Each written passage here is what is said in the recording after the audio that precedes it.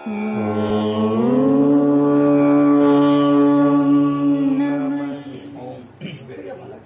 श्री गुरुभ्यो नमः। श्री परमात्मने नमः। श्री कामेश्वरी कामेश्वराभ्यां नमः। वंदे वंदारमंदारं वृंदावन विनोदितं वृंदावन कलानाथं पुरुषोत्तमद्भुतम्। ओम श्री गुरुभ्यो नमः। समुपस्थित देवियों सज्जनों, अभी तक हमने यह सुना था कि राजा दृढ़धन्वा वन को गए और उसके आगे आज हम सुनने जा रहे हैं। राजा दृढ़धन्वा जो हैं वन पर गए, उनको मृग दिखाए। मृग के पीछे भागते भागते वह बहुत थक गए। मृग को उन्होंने आधा शिकार कर लिया था। मृग का, मृग से खून गिरने लगा था। उसके बाद मृग का खून देख के वो आगे बढ़ रहे थे। मृग एक जगह पर जाके छुप गया और उसके बाद राजा दृढ़धन्वा को वह मृग नहीं मिला। तो राजा दृढ़धन्वा को प्यास लगाई। प्यास के लिए वह प्यास से व्याकुल होकर कोई तालाब, कूप या कोई समुद्र के आरक्षण में लग गए, समुद्र को देखने में लग गए। उस समय उनको कोई भी नहीं मिला। तब उनको एक तालाब देखा। वहां पर तालाब में अपनी प्यास को बुझाकर वह एक वट वृक्ष के नीचे जाकर बैठ गए और जिस घोड़े पर बैठ के आए थे उस घोड़े को उस वृक्ष में बांध दिया। और उसके बाद वहां पर सुखदेव जी तोते का भेष बनाकर वहां पर आते हैं और कहने लगते हैं, हे राजन, इस संसार में अनेक भोग हैं। इस संसार में जो है बहुत प्रकार से सुख प्राप्त होता है, परंतु इस सुख को अगर कोई चाहे कि हम इस सुख को भोगते रहें तो ऐसा नहीं हो सकता, क्योंकि सुख भोगने से परम तत्व की जो प्राप्ति है वह तुम नहीं कर पाओगे। यह बारंबार वह तोता बोलने लगा। तो राजा दृढ़धन्वा जो है उसको देखकर मोहित हो गए, उससे प्रसन्न हो गए। बोलने लगे, हे सुख, तुम कहाँ से आए हो, तुम कौन हो? तो वह बोलने लगे कि मैं वेदव्यास जी का पुत्र सुखदेव हूँ।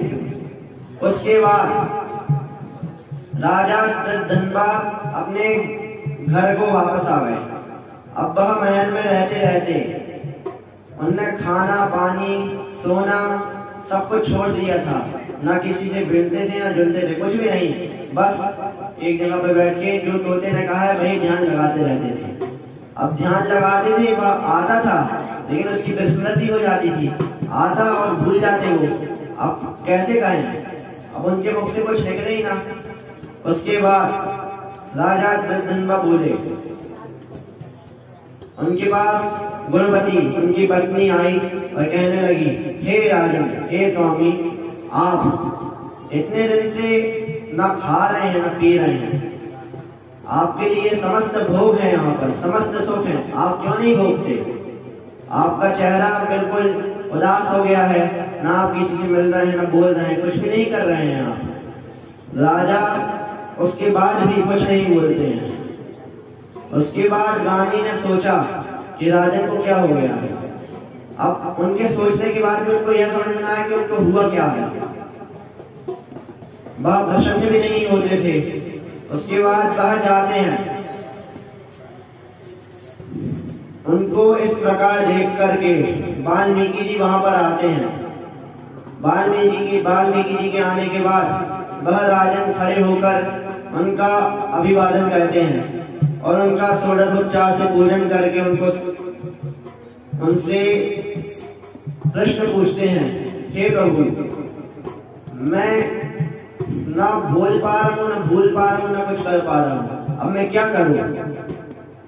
राजा वाल्मीकि जी से बोलते हैं, हे महर्षि, मैं आपको देख करके अभी तो सुख में आ गया हूँ, परंतु आप जैसे ही जाएंगे मैं फिर से दुख हो जाऊंगा, मेरे को फिर से दुख हो जाएगा। मैं क्या करूँ? मैं जो सोच रहा हूँ मैं वो नहीं बोल पा रहा हूँ। उसके बाद वाल्मीकि जी बोलते हैं कि हमको मालूम है तुम्हारे मन में क्या चल रहा है। तुम क्या सोच रहे हो वह भी हमको मालूम है। हम तुम्हारे पूर्व जन्म की कथा तुमको सुनाते हैं। तुम यही चिंता में हो ना कि इसके पहले मेरे को क्या हुआ था, मेरे को यह सब सुख क्यों मिल रहा है। न मैंने कोई हवन किया, न जप, न यज्ञ, न तप, कुछ भी नहीं किया, परंतु यह सब सुख प्राप्त हो रहा है। मेरे पुत्र पिता की आज्ञा मानने वाले हैं, मेरी आज्ञा मानते हैं। पत्नी धर्म पत्नी है। उसके बाद कन्या, कन्या भी धर्म पुत्री है। उसके बाद वह कहते हैं कि तुम्हारे पूर्व जन्म का जो तुम पूर्व जन्म में एक सुखदेव नाम ब्राह्मण थे। तुम नर्मदा तट के किनारे रहते थे अपनी पत्नी के साथ। वहां पर तुम अपने धर्म से रहते थे। प्रातः काल स्नान आदि से निवृत्त होकर तुम संध्या, जप, यज्ञ, अग्निहोत्र सब करते थे। उस समय तुम ब्राह्मणों को खिलाते थे। तुम नर्मदा जी में हर रोज भगवती का अर्चन करते थे। उसके बाद तुम जो भी नर्मदा वासी आते थे, नर्मदा परिक्रमा वासी जो होते हैं, वहां पर जो आते थे उनको तुम भोग खिलाते थे, उनका भोजन की व्यवस्था करते थे। उसके बाद तुम एक दिन, तुम्हारा पुत्र नहीं था उस समय, तुम इसी के दुख में थे बस कि ऊपर वाले ने हमको सब कुछ दिया है परंतु एक पुत्र नहीं दिया। और पुत्र न मिलने का जो दुख होता है वह जिसको नहीं मिला उसी को मालूम है। उसके बाद वह राजा मतलब सुखदेव प्रातः काल ब्रह्म मुहूर्त में उठ करके स्नान आदि से निवृत्त होकर संध्या कर वह तप करने लगे। नर्मदा किनारे भीषण ठंडी में वह उघारे होकर सौल भी नहीं होते थे। उसके बाद वह वहां पर बैठ के जब तप करने लगे।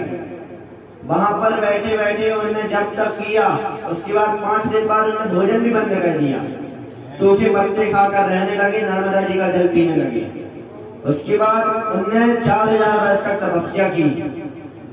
उसके बाद उनका जन्म राजा दृढ़धन्वा नाम से हुआ। चित्रधन्वा के पुत्र राजा दृढ़धन्वा हुए। तुम्हें यही सुख प्राप्त हुआ है, इसी के कारण तुम आज सुखी हो, तुम्हारे पुत्र संतान सबसे तुम सुखी हो। और राजा यह कहकर राजा दृढ़धन्वा अपने शोक से मुक्त हो गए और कहने लगे, हे महर्षि, मैं धन्य हूँ जो आपका दर्शन